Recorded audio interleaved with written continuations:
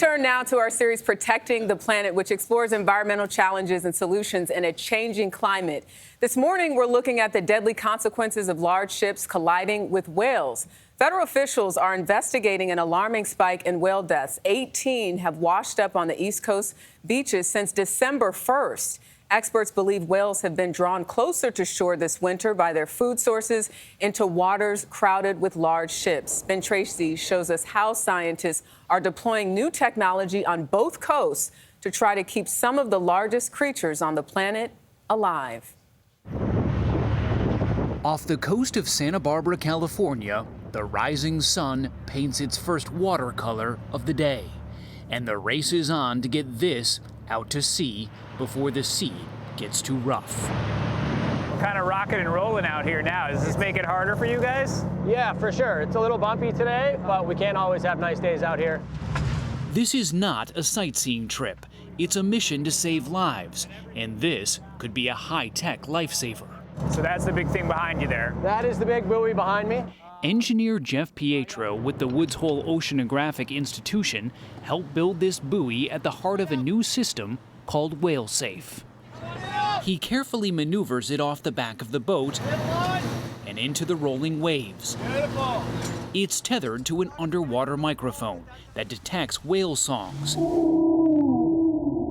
The Santa Barbara Channel is a prime feeding ground for these massive and often endangered sea creatures. It's also a major thoroughfare for the only thing bigger than they are, shipping vessels and cruise ships.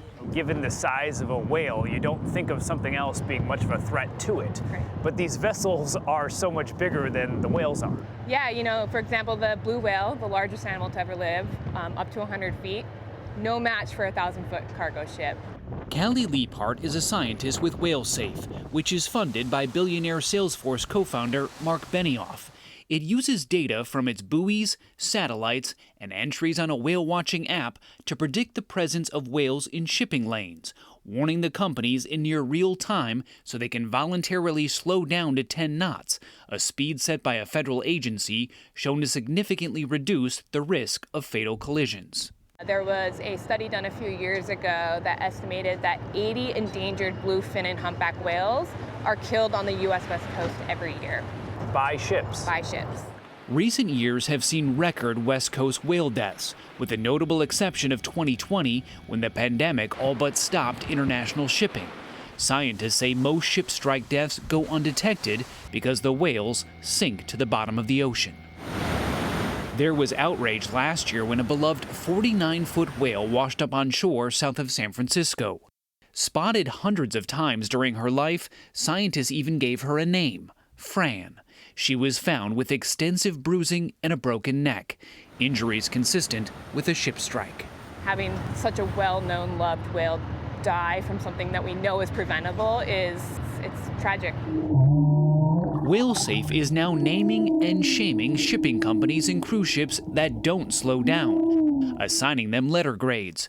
Celebrity Cruise Lines was given a D, a cooperation rate of about 38%. Two of the largest West Coast shippers get Fs, slowing down less than 18% of the time. We asked all of these companies for comment. Only Matson responded, saying in a statement, it is, quote, working to meet the recommended speeds. No vessel, no waterway user would ever want to strike a whale. It is a tragic, tragic accident. Jacqueline Moore is with a trade group that represents the West Coast shipping industry.